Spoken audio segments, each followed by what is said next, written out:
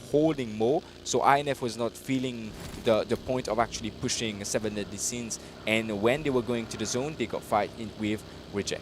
Oh yeah, we saw eSports really confident. I was like wondering, like holding the Rozok heal for quite a while, maybe lurking for teams which was team to Rozok, which was not the case. And we also saw like the fight into the school already ended as well. 7 deadly sins. We saw Temper and DK around the surrounding of shelter. Oh my God. I don't know if they're gonna fight, but we they're on haven't the seen surrounding. Temper yet. Yes, they were quiet. They are tempering this game right now. Yes, they were quiet for the for this match into the first Maybe first taking zone. some time like to lay off. Let's say, okay, we did good the first game. Let's lay off. Let's chill and see how it goes. Exactly, that's what they be hoping to do. But they're also, if Temper and DK actually got into a fight, it's going to be a pretty impressive fight, because the zone is still big.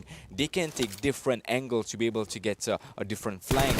And Coco, I think they're still playing a split together, but DK is trying to get further into the zone for better position. And Temper is not trying to get into the middle of the zone. He's not also holding the border of the zone, but a bit into the place of the zone to be able to have some better when moving. It's not going to be further for them.